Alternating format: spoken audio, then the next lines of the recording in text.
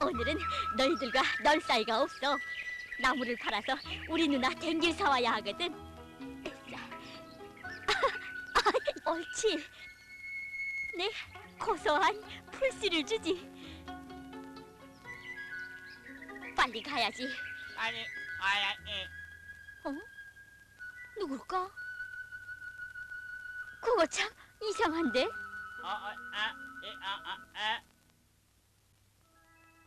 이야, 네가 내 말을 흉내냈니? 내가 흉내냈을 게 뭐야? 네가 흉내냈지. 얘가 흉내, 뭐야? 얘가 흉내, 이야, 새가 어떻게 사람같이 말할까? 야, 앵무새가 틀림없구나. 야, 야, 나하고 같이 장마당에 가서 나무를 팔고 우리 집으로 가자. 어? 나무 사시오, 나무요. 야, 그거 좀 보라, 그거. 어느 거? 야, 그거 있잖니. 새빨간 꼬리 말이야. 그거. 얘야, 앵무새가 파는 나무를 내가 사겠다. 조새가? 말 잘하는 앵무새예요. 앵무새를 이렇게 보기는 처음이로구나. 앵무새가 얼마나 똑똑한지 몰라요. 그래. 참 누나, 응? 내가 장마당에서 멋있는 거 사왔거든. 뭔데? 자, 아니, 이건 댕기가 아니냐? 컸구나. 한 녀석도 철부지로만 알았더니 벌써 누나 생각까지 다 하고. 그 댕긴 독시 할아버지가 오는 날 누나가 매라고 사온 거예요. 그래. 독시 할아버지가 언제 오시나요? 이제 덕새 할아버지가 새밤 자면 누나 산바로 온다. 이야, 그래요? 난 앵무새한테 인사말을 배워주었다가 독시 할아버지를 잘 맞이할래요. 한 녀석도.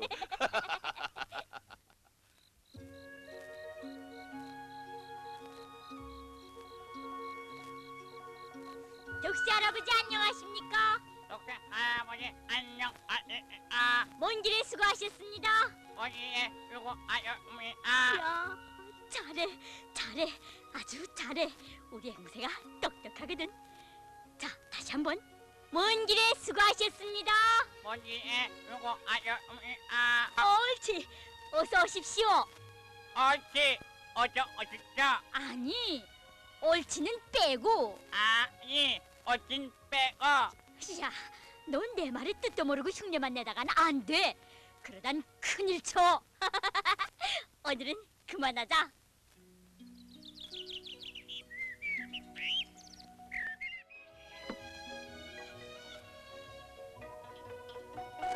왜 아직 안 오실까? 안녕 하림이 아이, 참.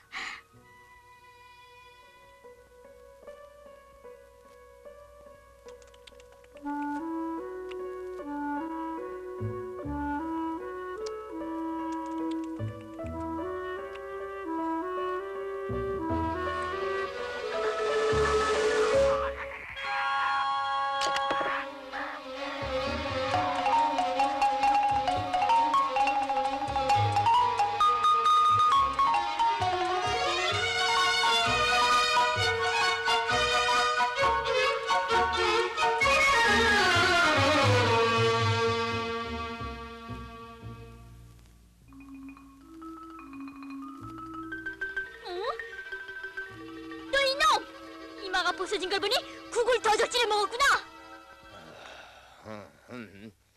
놈의 앵무새가 못하는 짓이 없구나. 할아버지!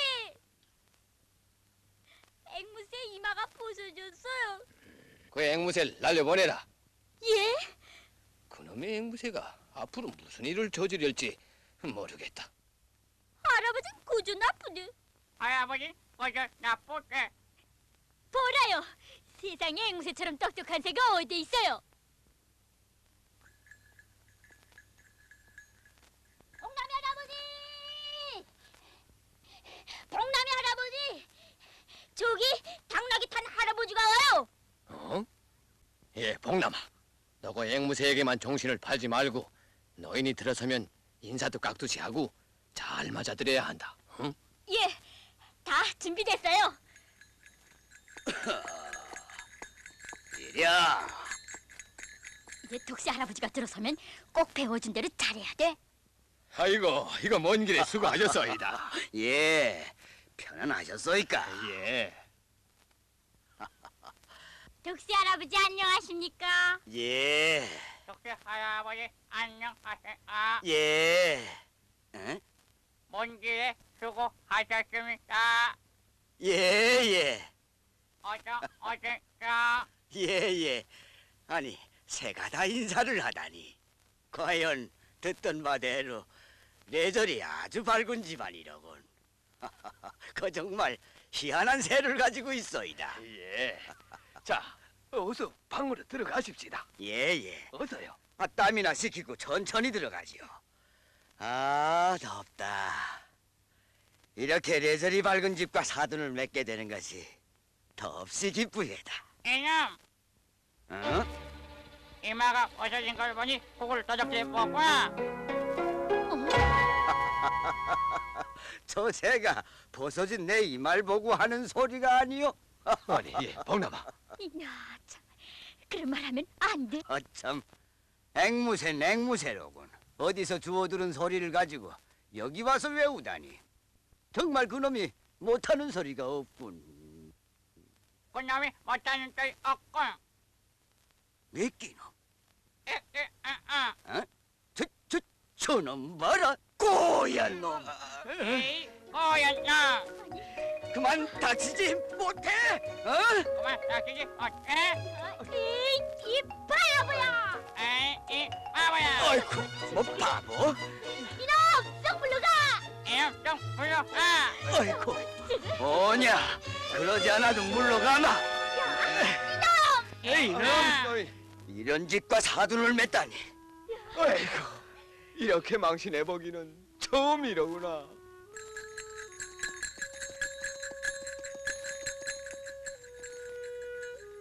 할아버지가 다 일러주실 때 왜 내가 새겨듣지 못하고 저런 바보를 똑똑한 새라고 생각했을까?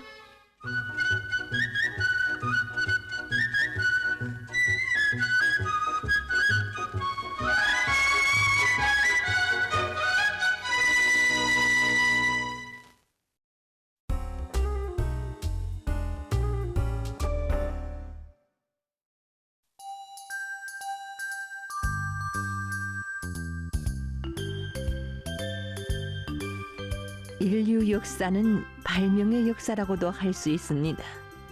세계를 발전시키고 우리의 생활을 변화시킨 수많은 발명품들은 그 하나하나가 다 자기의 발명 역사를 가지고 있습니다.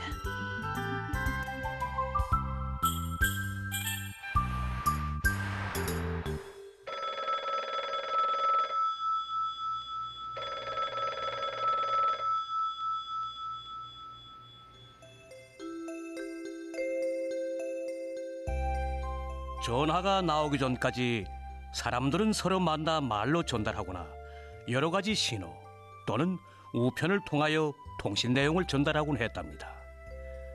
그러나 이런 방법은 여러모로 불편했습니다. 바로 이런 생활상 불편을 해결하기 위해 세 과학자가 하나의 수수께끼 문제를 안고 따로따로 연구를 하고 있었습니다. 그들은 바로 그레이엄 벨, 그레이, 에디슨이었습니다. 이들 세 사람은 모두 전선을 통해 사람의 목소리를 전달하려고 했습니다. 예, 벨은 조나기 발명가입니다. 벨이 만든 조나는 실조나와 비슷한 원리였습니다. 덕무들 가운데 실조나 노래를 해본 덕무들이 있는가요? 예, 이것이 바로 실조나입니다. 별로 만들기도 어려울 곳이 없습니다. 마본지로 만든 두 원통을 이렇게 실로 연결하기만 하면 됩니다. 한쪽에 입을 대고 말하고 다른 쪽에 귀를 대보면 이 가느다란 실을 따라서 말소리가 똑똑하게 들려옵니다. 전기선도 아닌 이 실을 따라서 말소리가 전달됐습니다. 예, 물론 일종한 보미소입니다. 동무들에게 그 실존화로 대하는 모습을 실제 보여주기 위해서 우린 이미 촬영을 했습니다. 그럼 한번 보기로 합시다. 이들은 형제지간입니다. 처음에 이 어린이들은 이 실존화로 존화를 할 수 있다는 것을 잘 믿지 않았습니다. 장윤아, 내 말 들리니? 고라니 그림책 봐. 형다 알다. 우리 같이 아중영화 보자. 갈게.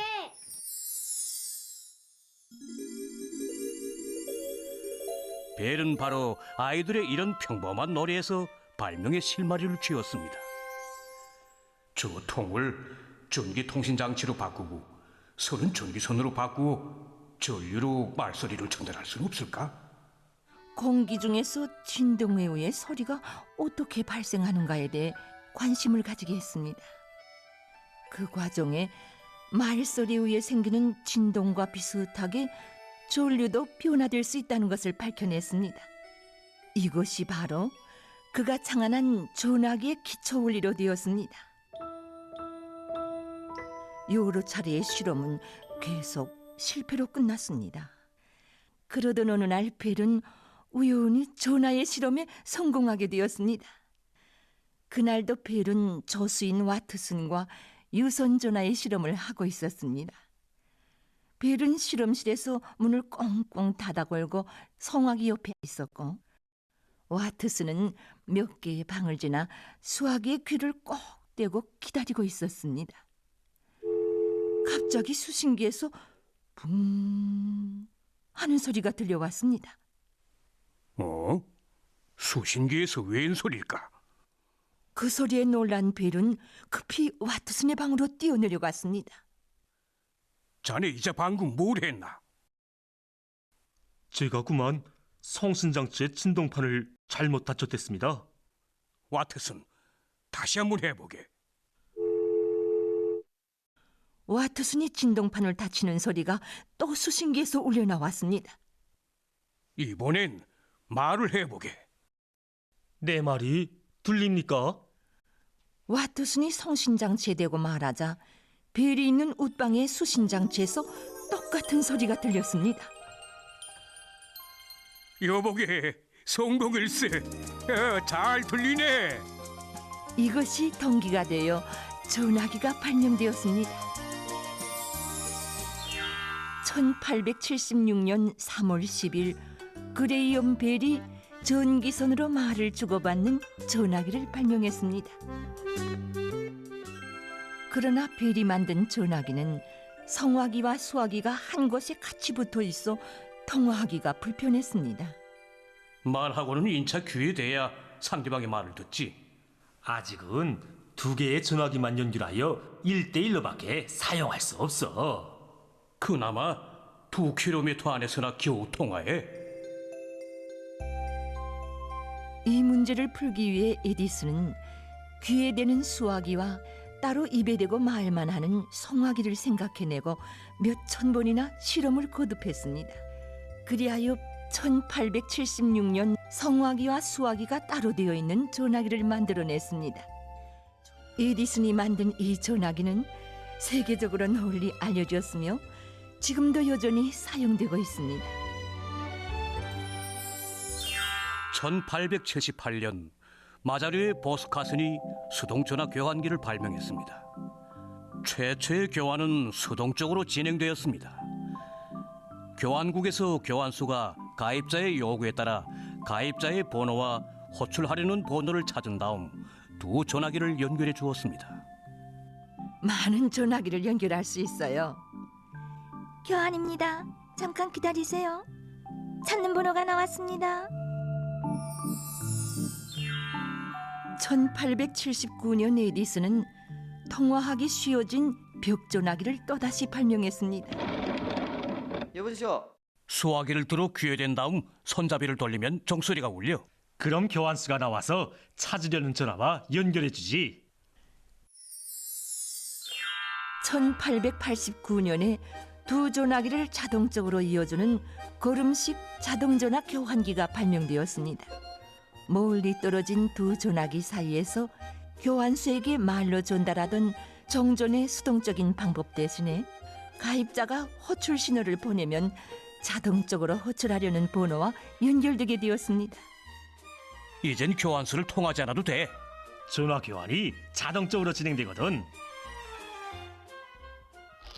1898년 번호판을 돌리는 자동 전화기가 출현했습니다. 번호를 돌려 직접 상대방을 찾지요. 1900년에 시내에 공중 전화기를 설치했습니다. 1915년 전화선이 없이도 말을 주고받는 무선 전화기가 출현했습니다. 1933년 성수화기가 같이 붙은 자동 전화기가 출현했습니다. 1935년 비로소 처음으로 세계적인 전화 통신이 실현되었습니다.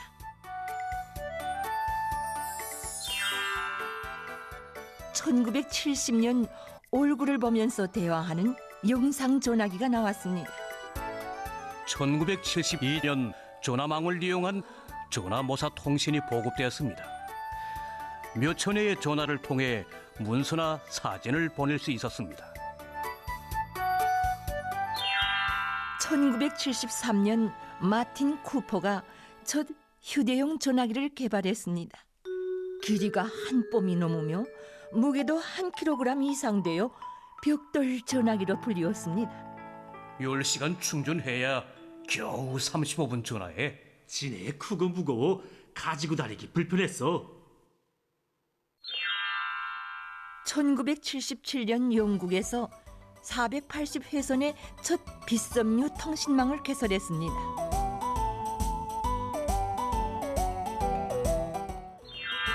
1980년 1만여 명이 동시에 전화할 수 있는 통신위성이 출현했습니다. 손전화기를 쓰자면 통신위성에 신세를 줘야 해. 1991년 숫자식으로 음성을 보내는 선전화기가 개발되었습니다. 이리하여 컴퓨터와 통신 기술이 서로 결합된 숫자식 통신이 등장하게 되었습니다. 크기가 훨씬 작아졌어. 1993년 핀란드에서 문자를 보내는 선전화기를 개발했습니다. 2006년에 사진과 동화성을 보내는 이동통신체계가 출현했습니다. 전화뿐 아니라 어락, 촬영, 녹음도 해. 다른 컴퓨터나 선전화기에 자료를 옮겨줄 수도 있어. 지금은 컴퓨터의 기능을 결합한 지능 선전화기들이 많이 개발되었습니다. 컴퓨터처럼 여러 가지 프로그램을 설치하고 이용할 수 있어. 인터넷을 비롯한 망열람도 할 수 있어. 전화기의 발전 역사만 살펴봐도 인류 문명이 보다 더 빨리, 더 높이 발전할 것이라는 게 느껴져. 그럼 앞으로는 또 어떤 전화가 나올까? 지금 과학자들은 멀리 전송하는 미래의 레이저 무선 전화기를 연구하고 있습니다. 위성과 지구를 오가는 우주 통신으로 기대되고 있습니다.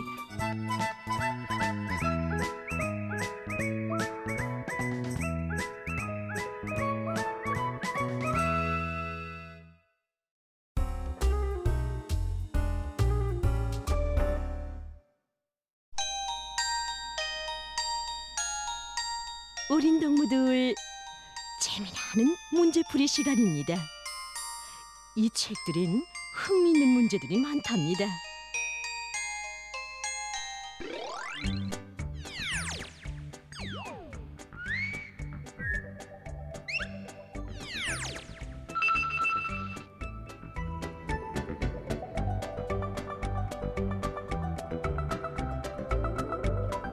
이 그림을 보세요. 그림에 있는 곰 네 식구들 중에서 옷차림이 다른 곰이 있답니다. 그럼 매 줄에서 어느 곰의 옷차림이 다른지 찾아보자요.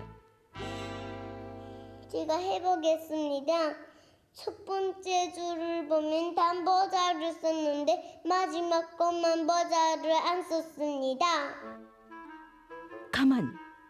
리복용 어린이, 덤비지 말고 잘 보세요. 그림의 첫 번째 줄에서는 곰들의 옷차림이 어떤 환경에서 무엇을 할 때 입는 옷차림인가를 살펴봐야 옳은 답을 찾을 수 있답니다.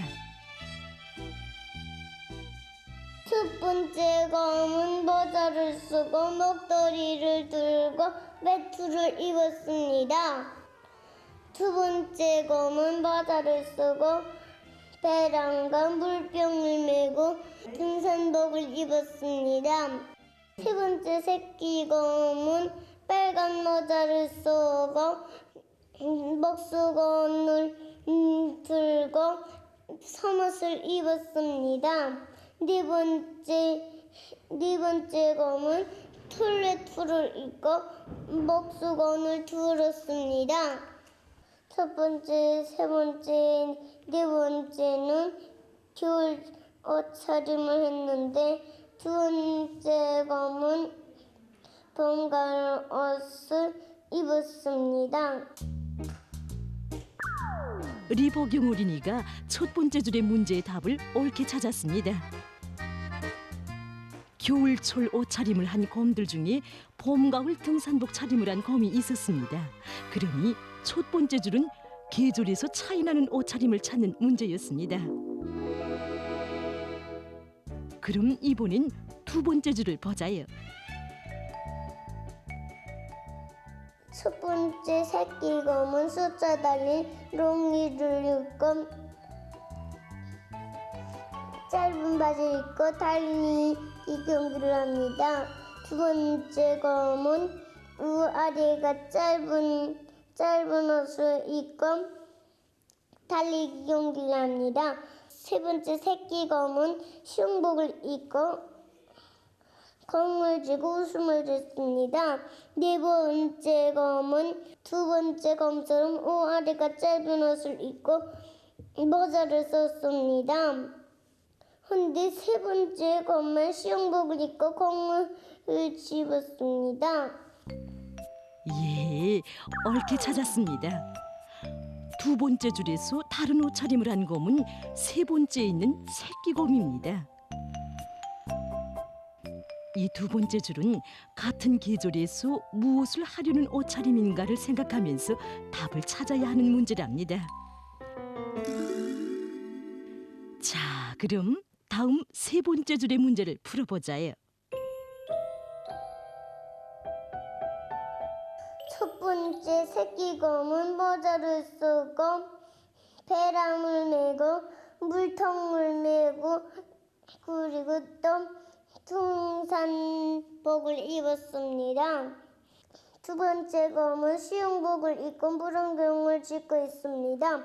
세 번째 곰은 모자를 쓰고 배랑을 메고 등산복을 입었습니다.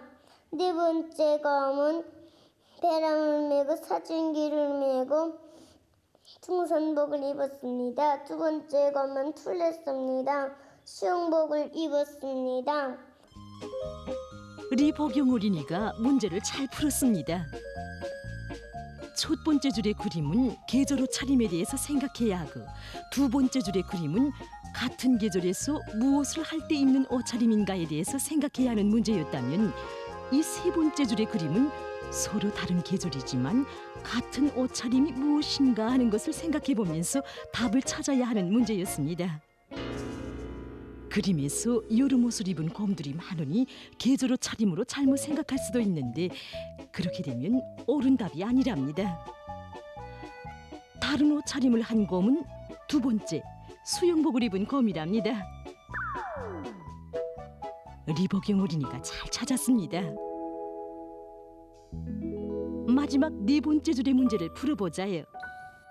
이 문제 첫 보고도 알 수 있습니다. 두 번째 곰입니다. 나 수영복을 입었는데 두 번째 곰만 겨울 옷차림을 했습니다. 예, 옳게 찾았습니다. 문제를 다 푼 리복용 어린이에게 빨간 별을 주겠습니다. 지능 문제 풀이를 할 때 쉽게 생각하고 대충 풀거나 또 진이 어렵다고 생각하면서 겁을 먹어서는 안 됩니다. 문제의 본질을 파악하고 그림의 뜻을 하나하나 찾아가느라면 그 어떤 지능 문제든 쉽게 풀 수 있습니다. 그럼 다음번 빨간 별은 누구에게 줄까요? 기다려주세요.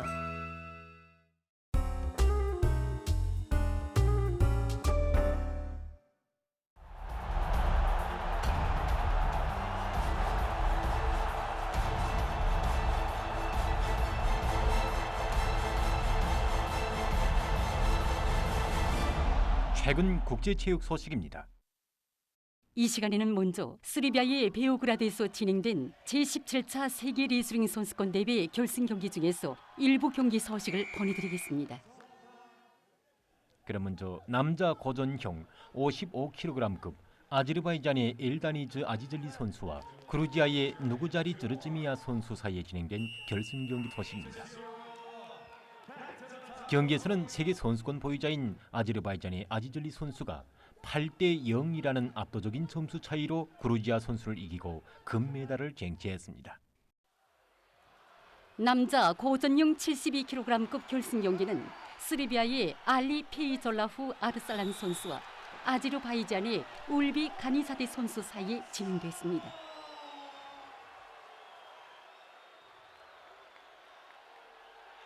이 경기에서는 스리비아의 아르살란 선수가 7대 4로 이겨 1등을 했습니다. 다음은 2022년 에스파냐 순회 자전거 경기대회 소식입니다. 에스파냐의 여러 도시들을 순회하면서 진행하는 이 경기대회는 역사가 매우 오랜 자전거 경기로서 이탈리아 순회 자전거 경기대회, 프랑스 순회 자전거 경기대회와 함께 그랜드 순회 자전거 경기대회로 불리우고 있습니다. 경기는 총 21단계로 나뉘어 속주일 동안 진행되며 매 단계마다 우승자들에 대한 시상을 진행하고 마지막 21단계의 경기가 끝난 다음 종합 우승자에 대한 시상을 진행합니다. 지금 보시는 경기는 마드리드에서 진행된 마지막 21단계 경기입니다. 마지막 21단계의 경기가 끝난 다음 종합 우승자에 대한 시상을 진행합니다. 지금 보시는 경기는 마드리드에서 진행된 마지막 21단계 경기입니다. 경기 구간은 97km입니다. 마지막 21단계 경기에서는 아랍투상국연방 에미리트 팀의 콜롬비아 선수 주양 몰라노 선수가 제일 먼저 결승선에 들어섰습니다. 이번 2022년 에스파냐 순회 자전거 경기 대회 종합 우승은 퀘이크 스테프 알파 비닐팀의 22살 난 벨지크 선수 렘코 이베니폴이 쟁취했습니다. 전반전은 더 이상 득점이 첫 골을 넣었던 9번 따리미 선수의 정점 연락공을 받은 30번 이반 닐선 선수가 그대로 문 안에 차넣었습니다. 다음은 2022년 2023년 네덜란드 일부리 축구연맹전 헤린벤 팀과 아약스 팀 사이의 경기 소식입니다. 경기 시간 4분경 아래에 흰색 경기복을 입은 아약스 팀에서 첫 골을 넣었습니다. 혼전 속에서 6번 데이비 클라센 선수가 머리밖에 한 공이 그대로 그물에 걸렸습니다. 경기 시간 16분경 비교적 좋은 위치에서 볼차기를 얻은 아약스 팀에서 제인 존슬로 또 한 점을 기록했습니다.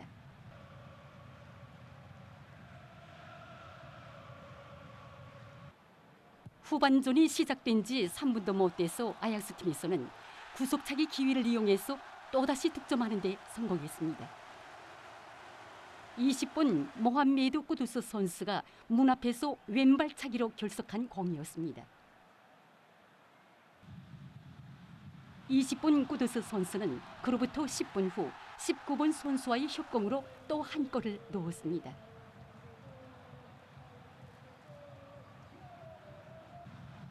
경기 시간 70분경 아약스 팀에서 9번 선수가 또 한 골을 넣어 결국 이 경기에서는 아약스 팀이 헤린벤 팀을 5대 0으로 이겼습니다. 최근 국제체육 소식이었습니다.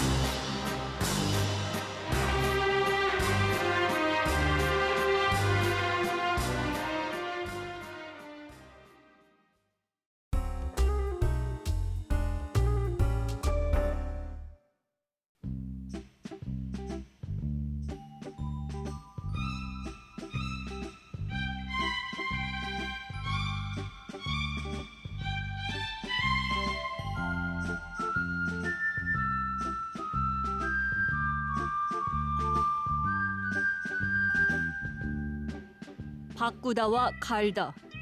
오늘은 이 단어들에 대해서 보기로 하겠습니다. 단어 바꾸다는 벌레의 꽃이나 낡은 것을 다른 곳 또는 새 것으로 되게 하거나 만든다는 뜻을 가지고 있습니다. 단어 갈다는 이미 있는 것을 다른 것으로 바꾸다라는 뜻으로 쓰입니다. 이것은 단어 바꾸다가 가지고 있는 벌레의 꽃이나 낡은 것을 다른 것 또는 새 것으로 되게 하거나 만든다는 뜻과 비슷하기 때문에 서로 대신해서 쓸 수 있습니다. 실내로 방 안의 공기를 바꾸다, 부속품을 새 것으로 바꾸다에서 바꾸다 대신에 갈다를 넣어도 그 뜻은 달라지지 않습니다. 하지만 다음의 경우를 봅시다. 풀과 고기를 바꾸다. 여기서 바꾸다 대신에 갈다를 쓰면 전혀 어울리지 않습니다. 그것은 단어 바꾸다가 단어 갈다가 대신할 수 없는 다른 뜻으로 쓰였기 때문입니다. 단어 바꾸다에는 어떤 것을 주고 그 대신 다른 것을 받는다는 뜻과 여기로부터 갈라져 나온 무엇을 드리거나 바치고 그 보람이나 대가로 다른 것을 얻는다는 뜻이 더 있습니다. 실내로 풀과 고기를 바꾸다. 한마디로 말해서 단어 바꾸다는 단어 갈다보다 뜻폭이 더 넓습니다. 우리 모두 우리말에 담겨진 뜻을 잘 알고 옳게 살렸습시다.